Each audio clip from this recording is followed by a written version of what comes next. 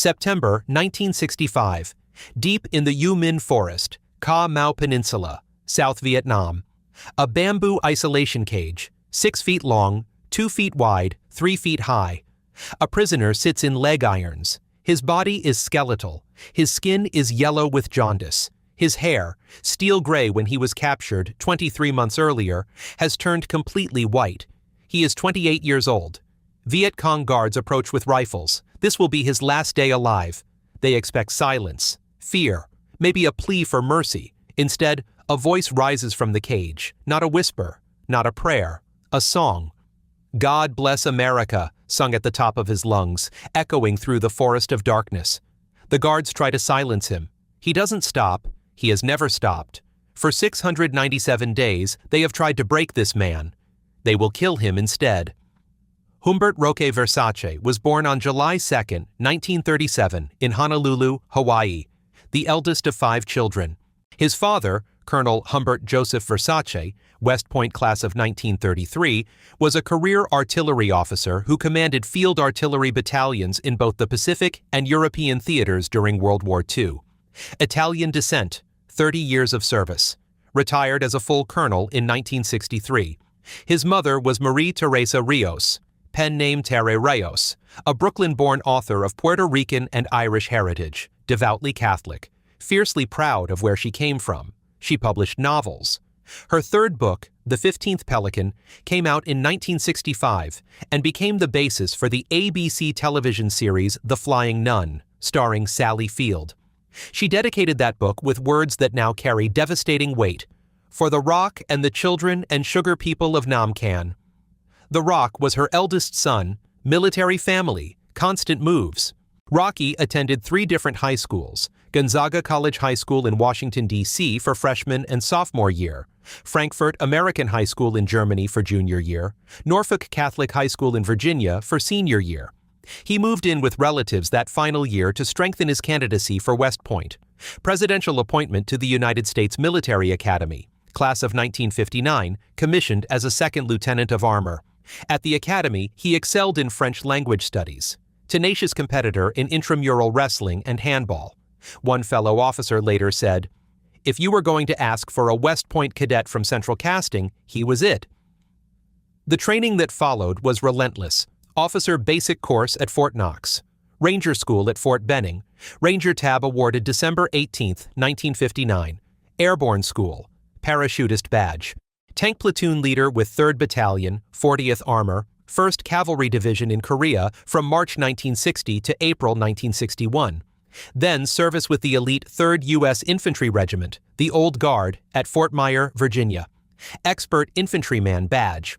Before deploying to Vietnam, he attended the Military Assistance Institute, the intelligence course at Fort Holabird, Maryland, and, critically, the Vietnamese language course at the Defense Language Institute at the Presidio of Monterey, California. He arrived in Vietnam fluent in English, French, and Vietnamese, a linguist warrior. But there was something else, something that separated Rocky Versace from every other West Point armor officer heading to Southeast Asia. He had been accepted into the Maryknoll Seminary, an order of Catholic missionaries. His plan? Leave the Army after his tour, become a Catholic priest, return to Vietnam permanently to work with orphans. Vietnam wasn't an assignment. It was a calling. Rocky arrived in South Vietnam on May 12, 1962. Initially assigned as an intelligence advisor in Long Con Province 3rd Corps near Xuan Loc. Then moved to Assistant G2, Intelligence, advisor for the 5th Infantry Division at Bien Hoa. He served his full 12-month tour with distinction. What happened next defined him. In May 1963, Captain Humbert Roque Versace volunteered to extend his tour for an additional 6 months. Unusual. Not driven by career ambition. Driven by something far rarer. He was reassigned to Advisory Team 70 as intelligence advisor to the Civil Defense and Self-Defense Forces in An Giang Province, 4th Corps Tactical Zone, deep in the Mekong Delta. His base of operations was the provincial capital of Sa Mau. This is where First Lieutenant James Nicholas Rowe first met him. Rowe, West Point class of 1960, Executive Officer and S2 of Special Forces Detachment, a 23 at Tan Phu, described Rocky's trimly built frame, his slightly outthrust jaw and penetrating eyes, and his close-cut, black-flecked steel-gray hair that looked like it belonged on someone much older. Rocky was 26 years old. His hair was already turning gray, but it was the grin that made the deepest impression, and the force of personality behind it. Rowe later called him the greatest example of what an officer should be that I have ever come in contact with. In Ca Mau, Rocky Versace became something his future captors would never understand: a warrior who loved the people. May through December 1962, Long Con Province and Bien Hoa, Rocky's first tour as intelligence advisor. This wasn't about dramatic firefights. It was the patient work of building intelligence networks, learning the terrain, mastering Vietnamese language and culture beyond what the Defense Language Institute had taught him. He watched other advisors who maintained distance from the Vietnamese they were there to help. Professional distance, cultural distance, the kind of distance that kept things simple. Rocky chose the opposite path.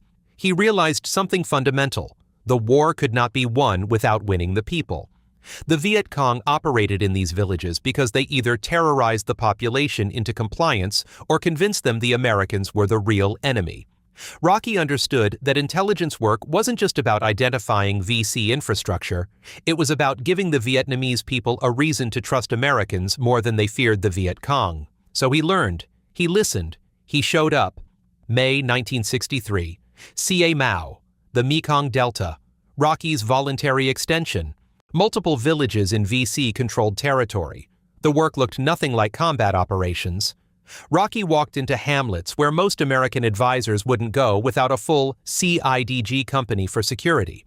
He spoke Vietnamese with villagers, not the stilted textbook Vietnamese of a language course, but the conversational, joke-telling, story-sharing Vietnamese of someone who genuinely wanted to know these people. He played with children. He explained American intentions in their own language, without a translator to mistranslate or soften the message. He wasn't just an advisor, he was building relationships. Village elders began to trust him. Children ran to greet him when he arrived. Intelligence flowed, not because he was extracting it, but because people wanted to help him. The VC noticed. They knew his name. They knew he was dangerous, but not because he was a good shot or a brilliant tactician. He was winning hearts. Sergeant First Class Daniel Lee Pitzer, team medic at Detachment 23, watched Rocky interact with Vietnamese forces, the language skills, the genuine rapport. Pitzer later said, "Rocky walked his own path. All of us did, but for that guy, duty, honor, country was a way of life." There's one image that captures Rocky's unconventional approach better than any after-action report. An American captain writing letters to schools in the United States, asking for donated soccer balls for Vietnamese children in hamlets that had been VC-controlled the month before. And then Rocky Versace, West Point class of 1959, Ranger qualified, airborne qualified, kicking a soccer ball with those kids in the dirt streets of Ca Mau province. This was his weapon, not tactics, not firepower, love. Through his first tour and his extension, Rocky developed a philosophy that separated him from almost every other American advisor in Vietnam. The Vietnamese weren't mission objectives. They weren't hearts and minds targets to be won through civic action programs and psychological operations. They were children of God, and he was there to serve them. This wasn't naivete. Rocky understood the VC threat. He knew the enemy was brutal, organized, ideologically committed, but he believed the only way to defeat them was to show the Vietnamese people something worth fighting for. Every time he mended a thatched roof, every time he arranged wheat deliveries for hungry families, every time he worked with orphans, he was waging war more effectively than most combat operations. The seminary acceptance underscored this. Rocky planned to return as Father Versace and continue the work permanently. Vietnam wasn't a tour, it was a calling. But operating in 4th Corps meant constant risk. The Mekong Delta in 1963 was VC country. Summer of that year, Rocky's CIDG unit took fire during a patrol. They extracted successfully, but Rocky recognized what was happening. The VC were growing bolder, better organized, better armed. The U Minh Forest, locals called it the Forest of Darkness, was crawling with main force VC battalions. The 306th VC Battalion operated in this area. Up to 1,000 soldiers, dug in, fortified. Every operation into that territory was dangerous, but Rocky believed the mission justified the risk. October 28, 1963. Evening. Rocky arrived at Special Forces Detachment A-23, 5th Special Forces Group, at Tan Phu, a fortified camp on the edge of the U Minh Forest. He brought intelligence that a small VC force had established a command post in the nearby hamlet of Le Coeur, approximately 8 kilometers from Tan Phu.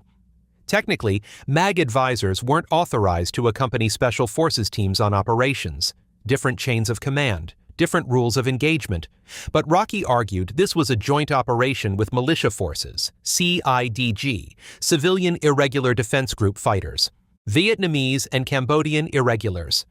As the intelligence advisor for civil defense forces in the province, this was his responsibility. He insisted on going. Lieutenant Rowe was there, so was Sergeant First Class Pitzer. The three of them talked through the plan. 3 companies of CIDG fighters, roughly 380 Vietnamese and Cambodians, would strike Le Coeur. 3rd Company, approximately 120 men under Vietnamese LLDB Lieutenant Lam Quang Tin, would assault the hamlet while the other 2 companies set ambush positions to cut off retreating Viet Cong. It looked solid on paper. They departed Tan Phu at 0300 hours on October 29, 1963. 3 Americans, Captain Versace, Lieutenant Rowe, Sergeant Pitzer, 120 CIDG fighters, moving through darkness toward Le Coeur. Rocky was 2 weeks from completing his extended tour, 2 weeks from returning home, 2 weeks from leaving the Army and entering Maryknoll Seminary to become a Catholic priest. None of the 3 Americans would see Tan Phu again. October 29, 1963. Approximately 1000 hours. The hamlet of Le Coeur, 8 kilometers from Tan Phu, on the edge of the U Minh Forest, Ca Mau Peninsula, and Xuyen Province, South Vietnam. Le Coeur was deserted. The VC had abandoned their command post, but they hadn't retreated into the U Minh Forest where the CIDG ambush positions waited. They'd moved the opposite direction, and they'd set their own ambush, the main force 306th Viet Cong Battalion. Up to 1,000 soldiers, dug in, prepared, waiting. At 1000 hours, 3rd Company walked into the kill zone. The VC opened fire from 900 meters out with automatic weapons. Then the mortars came. Devastating precision. Rowe described one barrage, 12 rounds, striking CIDG soldiers who'd taken cover behind a rice paddy bank. He called it almost a complete wipeout. Bodies torn apart, screaming, blood turning the paddy water dark. This was a classical 3-sided assault. The VC had studied the terrain. They knew where the CIDG would try to retreat. They'd ambushed the escape route. 3rd Company was trapped. The sound. Automatic weapons fire echoing across open rice paddies. The crump of mortar impacts. The screams of wounded CIDG fighters. The hollow thunk of rounds hitting human bodies. The heat. Mekong Delta midday, over 100 degrees. Humidity so thick you could barely breathe. The smell. Cordite. Blood. The fetid water of rice paddies churned up by explosions. 6 hours of continuous fighting followed. A T-28 aircraft appeared overhead. The pilot spotted the battle. He radioed that he couldn't engage without authorization from Saigon. Then he flew away. Communist radio jammers knocked out both the primary and alternate radio channels. No communication with reinforcements, no air support, no help coming. CIDG casualties were catastrophic. Approximately 60 killed, a similar number wounded, 30 missing. The VC were executing wounded prisoners, hands tied behind their backs, shot in the back of the head at the edge of rice paddies. Captain Versace and Lieutenant Rowe tried everything. Called for air support, denied or jammed. Called for reinforcements, communications blocked. Attempted tactical withdrawal, ambushed. Tried to hold position, being overrun by a force that outnumbered them nearly 10-1. Ammunition was running critically low. Versace and Rowe made the decision. Order the CIDG to withdraw. The 3 Americans would provide covering fire from exposed positions. This wasn't heroics. This was buying time for their men to escape. During the withdrawal through a cane field, Rocky was hit. 3 rounds from a Browning automatic rifle. 1 caught him in the leg. The Medal of Honor citation records it as severely wounded in the knee and back from automatic weapons fire and shrapnel.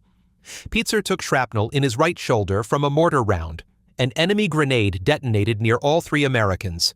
Rowe later described the moment. Rocky wanted to charge out. He had 7 rounds left in his carbine. 7 rounds.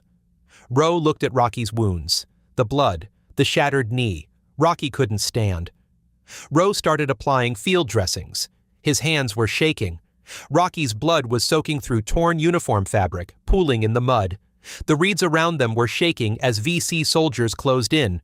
Then the VC burst through, shouting, "Du Tay Len!" Hands up, rough hands grabbing, weapons stripped away, boots pulled off, hands bound behind backs. The 3 Americans were overpowered. The sharp stones of the trail cut into their bare feet as the VC marched them into the jungle. Versace and Rowe became the first 2 West Point graduates captured as prisoners of war during the Vietnam War. The 3 Americans were taken deep into the U Minh Forest, the Forest of Darkness, jungle prison camps in VC-controlled territory. They were placed in bamboo cages, 6 feet long, 2 feet wide, 3 feet high. You couldn't stand, you couldn't stretch out. Meager portions of rice and salt. Mosquitoes swarmed so thick on their shackled feet at night that, as President George W. Bush would later recount, it looked like they were wearing black socks. Upon arrival at the first camp, Rocky immediately assumed command as senior American prisoner. Pitzer recalled, "The VC realized Rocky was a captain, Nick a lieutenant, and I a sergeant, so they singled him out as ranking man." The VC expected cooperation, or at least submission. They were holding American advisors, valuable intelligence assets. They had procedures for this: indoctrination, re-education, political instruction. Most prisoners, isolated and injured, would eventually provide useful information, or at minimum, they would stop resisting. They had no idea who they'd captured. Within days, Rocky established the pattern that would define the next 23 months of his life. He demanded Geneva Convention protections, cited the treaty chapter and verse in Vietnamese. When the VC refused, when they told him the Americans were war criminals, not prisoners of war entitled to Geneva protections, Rocky escalated. Pitzer's testimony: Rocky stood toe-to-toe with them. He told them to go to hell in Vietnamese, French, and English. His wounds weren't treated. The shattered knee, the shrapnel, infection set in. Didn't matter. Within 3 weeks of captivity, 3 weeks with untreated wounds in a bamboo cage, Rocky attempted his first escape. Dragged himself on hands and knees through the swamp. The guards discovered him, brought him back. Beatings, leg irons, starvation rations. He tried again. The VC realized what they were dealing with. They had captured a West Point officer who believed the code of conduct was not negotiable, a Catholic who feared God more than death, a linguist who could argue with them in their own language, and a man who would rather die than bend. 23 months. That's how long Captain Humbert Rocky Versace remained a prisoner of the Viet Cong. October 29, 1963 to September 26, 1965. 697 days. Every single one of them was a battle. Rocky's continued service wasn't flying helicopters or leading infantry charges. It was active resistance, daily, relentless, unbreakable. The VC held indoctrination sessions, political instruction, revolutionary theory, the evils of American imperialism, the righteousness of the National Liberation Front. Rowe and Pitzer adopted what Rowe called a sit-and-listen attitude. Don't argue. Don't give them a reason to single you out. Survive. Rocky was engaging all comers. The instructor's voice would climb an octave from its already high pitch as Rocky verbally outmaneuvered him. Rowe recorded Rocky shouting at high-ranking cadres during one session, "I'm an officer in the United States Army. You can force me to come here, you can make me sit and listen, but I don't believe a damn word of what you say." The VC tried something different. They paraded their prisoners through villages, rope around the neck, hands tied, barefoot. The message to villagers: look at the American aggressor, defeated, humiliated, helpless. But Rocky spoke Vietnamese. As they marched him through hamlets, Rocky would loudly rebut the VC's propaganda. In Vietnamese, so the villagers could hear, so they would know the VC were lying. The guards would hit him in the face with rifle butts. He kept talking.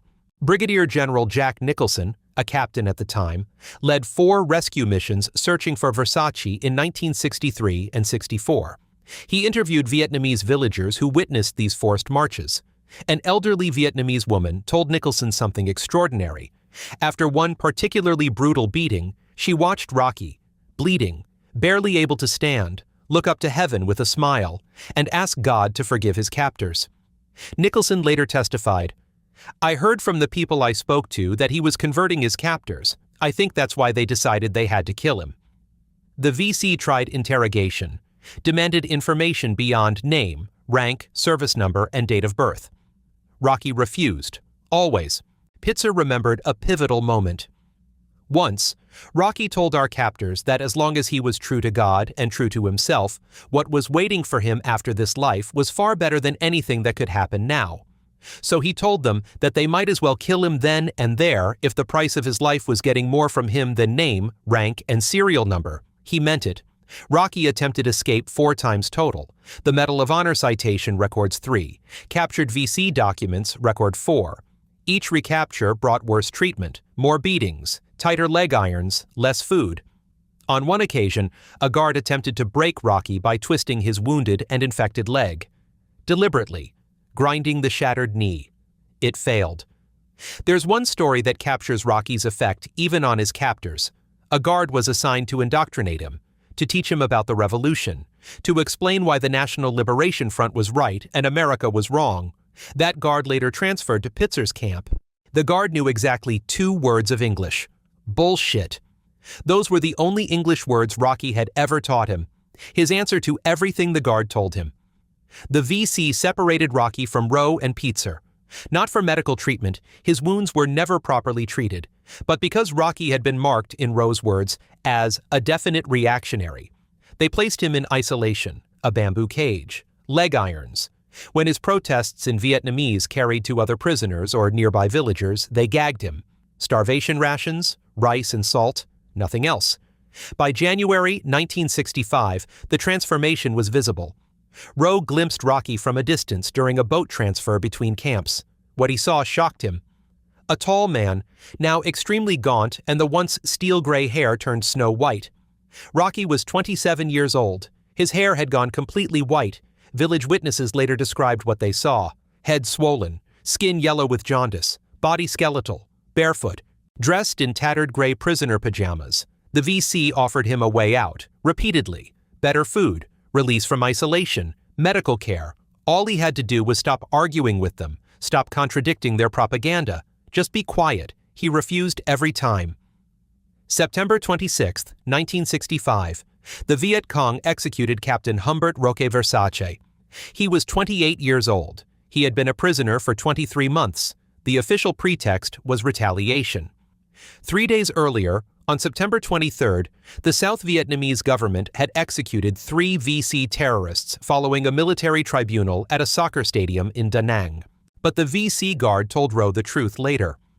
The National Liberation Front had been forced to take drastic action against Captain Versace because he continued to be opposed to the front. A Medal of Honor staff study would later conclude, by executing Captain Versace, the VC cadre wanted to use his death as an example of what would happen to any other hardline POW resistor. Sergeant First Class Kenneth M. Roraback was executed alongside Rocky. The night before, Rowe heard commotion, Rocky's voice, still defying his captors, still arguing, still unbreakable. The next morning, Rowe was released from leg irons long enough to walk to the camp kitchen. He passed the area where Rocky had been held. All that remained was a twisted piece of aluminum, Rocky's cup and pan, a pile of bloody rags that had been his gray POW pajamas. The cage itself was wrecked. Liberation Radio, the clandestine Viet Cong radio network, announced the execution that evening. They garbled the names, Captain Albert Rusk Joseph and Sergeant Kenneth Morabeth. American newspapers carried the story beginning September 27th. The Pacific Stars and Stripes ran the headline on September 28th, Report 2 Advisors Executed. Rocky's father learned of his son's death from the television news. Rocky's remains were never recovered. He was buried somewhere in the U Minh Forest swamp. Despite multiple efforts, his body has never been found. He was officially listed on the Provisional Revolutionary Government's Died in Captivity list in January 1973. But Rocky's story didn't die in that swamp. Two men carried it forward. Colonel James Nicholas Rowe endured 62 months of captivity, 5 years and 2 months. He concealed his identity as a Special Forces officer, posing as a civilian drafty engineer, a deception that Rocky's confrontational stance helped protect.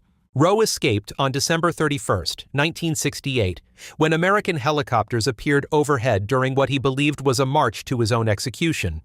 He overpowered his guard, ran into a clearing, and was rescued. Rowe published 5 Years to Freedom in 1971. Rocky figures prominently throughout. On November 18, 1969, after a private meeting with President Richard Nixon at the White House, Rowe submitted a formal Medal of Honor nomination for Captain Versace. Nixon reportedly endorsed it. The paperwork sat for 2 years. Then it was downgraded to a Silver Star. This infuriated Rowe for the rest of his life. He left the Army in 1974 but returned to active duty in 1981. He was tasked with developing the Army's SEER program, Survival, Evasion, Resistance, and Escape Training, at Fort Bragg, North Carolina. The course was built directly on the lessons of his captivity and Rocky's example of principled resistance. SEER training remains a cornerstone of special operations preparation today. In a videotaped lecture to an intelligence branch advanced course, Rowe spoke about Rocky. He told future officers about a man who could have bent, he could have broken, he could have lived, but he chose not to. In a 1972 article, Rowe issued a challenge. How many people in America today know or remember Rocky Versace? How many people even in the Army remember him? They've forgotten Rocky Versace, and it is important that he be remembered. We don't have that many Rocky Versaces, and we need them. On April 21, 1989, Colonel Nick Rowe was assassinated in Quezon City, Philippines. Communist New People's Army gunmen shot him while he was being driven to work. More than 20 bullets were fired into his vehicle. He was 51 years old. He's buried at Arlington National Cemetery. Command Sergeant Major Daniel L. Pitzer was released from captivity on November 11, 1967. 1,475 days as a POW. He joined Rowe at the SERE school at Fort Bragg. He retired on June 19, 1975. Pitzer's assessment of Rocky remains definitive. Rocky walked his own path. All of us did, but for that guy, duty, honor, country was a way of life. He was the finest example of an officer I have known. And I know that he valued that one moment of honor more than he would have a lifetime of compromises. 37 years passed. 1997. An Ohio postal worker and Army veteran named Dwayne E. Frederick from Cleveland read Rowe's 5 Years to Freedom. He became consumed by a single conviction. Rocky Versace deserved the Medal of Honor. Frederick spent years at the Library of Congress reviewing microfilm records. He compiled a systematic, documented nomination package. He submitted it through Senator John Warner of Virginia to the Secretary of the Army. He connected with the Friends of Rocky Versace, an Alexandria-based veterans organization whose members had known Rocky. John Gurr, West Point class of 1959, classmate. Joe Flynn, Colonel Kevin Rue. They'd initially been trying to get a school in Alexandria named for Rocky. They joined forces with Frederick to push the Medal of Honor campaign through Congress. In 2001, language was added to the National Defense Authorization Act, specifically authorizing and requesting the President to award the Medal of Honor to Humbert R. Versace, waiving statutory time limitations. Key sponsors: Senator John Warner, Senator George Allen, Congressman Jim Moran, May 2002. Defense Secretary Donald Rumsfeld approved the award. The Washington Post broke the story on May 23, July 8, 2002, 3:07 p.m., the East Room of the White House. President George W. Bush presented the Medal of Honor posthumously to Captain Humbert Roque Versace. Dr. Stephen Versace, Rocky's brother, accepted the medal on behalf of the family. President Bush's remarks: Rocky's captors clearly had no idea who they were dealing with. He was fluent in English, French, and Vietnamese, and would tell his guards to go to hell in all three. Eventually, the Viet Cong stopped using French and Vietnamese in their indoctrination sessions because they didn't want the sentries or the villagers to listen to Rocky's effective rebuttals to their propaganda.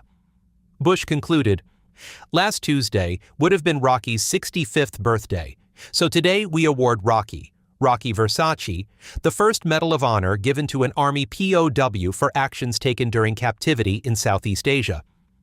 The next day, Rocky was inducted into the Pentagon Hall of Heroes. Afterward, friends of Rocky Versace and family members visited his cenotaph at Arlington National Cemetery. Dwayne Frederick read a poem about Rocky written by Nick Rowe. They ended by singing, "God Bless America." John Gurr later emailed classmates, "We came, Rocky. We were late, but we came. We came in force." Both of Rocky's parents had died before the medal was awarded. His father in 1972, his mother of lung cancer on October 17, 1999. 3 years before the recognition she'd spent decades fighting for finally came. There's a memorial at 2701 Commonwealth Avenue in Alexandria, Virginia, blocks from where Rocky grew up on Forest Street, dedicated July 6, 2002. The Captain Rocky Versace Plaza and Vietnam Veterans Memorial features a life-size bronze sculpture by Antonio Tobias Mendez. It depicts Rocky playing ball with 2 Vietnamese children, not how he died, how he lived, what he dreamed of becoming. Carved in marble, dedicated to Captain Humbert Rocky Versace, a kid from the neighborhood who had the faith and never gave in. His mother's inscription reads, "My son is, was he often did, does his eyes are, were brown." The cenotaph at Arlington stands 10 feet from his father's grave, empty grave. His name is also inscribed on the Vietnam Veterans Memorial, the wall, on panel 01E, row 033. Annual Memorial Day and Veterans Day ceremonies continue at the Alexandria Plaza. The U.S. Army Old Guard Fife and Drum Corps performs, and honor guard processes. All 68 names of Alexandria's fallen from Vietnam are read, and always, they sing God Bless America. The SEER program that Rowe and Pietzer created lives on at Fort Liberty, formerly Fort Bragg. Built on Rocky's example of principled resistance, he is cited as the exemplary model of adherence to the U.S. Military Code of Conduct for prisoners of war. September 1965. Deep in the U Minh Forest, a bamboo cage, 6 feet long, 2 feet wide, 3 feet high. A prisoner in leg irons, skeletal, hair turned snow white at 28 years old. The last time anyone heard Rocky Versace alive, he was singing God Bless America at the top of his voice from that isolation box. That song wasn't defiance for defiance's sake. It wasn't bravado. It was the culmination of 23 months of split-second decisions. Every interrogation session, every indoctrination lecture, every moment alone in leg irons where compromise would have bought better food, medical care, maybe survival. Rocky chose otherwise, every single time. He'd been accepted to Maryknoll Seminary. He planned to return to Vietnam as Father Versace to work with orphans permanently. The Viet Cong killed a man who loved the Vietnamese people more than most Americans ever could. They executed someone who was converting his own guards through example. It took 37 years to award the Medal of Honor because the Army wasn't ready to honor a POW for actions in captivity. Because Rocky's story required Nick Rowe to survive 5 years and write it down. Because it took a Cleveland postal worker reading a book in 1997 to reignite the campaign. Because bureaucracy doesn't move at the speed of honor. Rocky Versace represents something the Vietnam War tried to erase. Proof that the code of conduct isn't just words. That, "I will never surrender of my own free will," and "I will give no information" aren't aspirational. They're achievable. That a man can look at certain death and choose it over compromise. Rowe's brother Stephen said it best. If he thought he was right, he was a pain in the neck. If he knew he was right, he was absolutely atrocious. The Viet Cong valued ideological conviction above all else. They encountered a man whose convictions exceeded their own. They had no answer except death. The SEER program trains thousands of special operations soldiers every year using Rocky's example. When they teach resistance under interrogation, they teach Rocky Versace. Rowe once wrote, "Rocky had those split-second moments of decision for 2 years, and he met every one of them. The guard knew 2 words of English. The prisoner who taught them to him lies somewhere still in the U Minh Forest, in an unmarked grave in the swamp. But the voice that sang "God Bless America" from a bamboo cage carries further than his captors ever imagined. Across 6 decades now, and counting, the kid from the neighborhood kept the faith. He never gave in,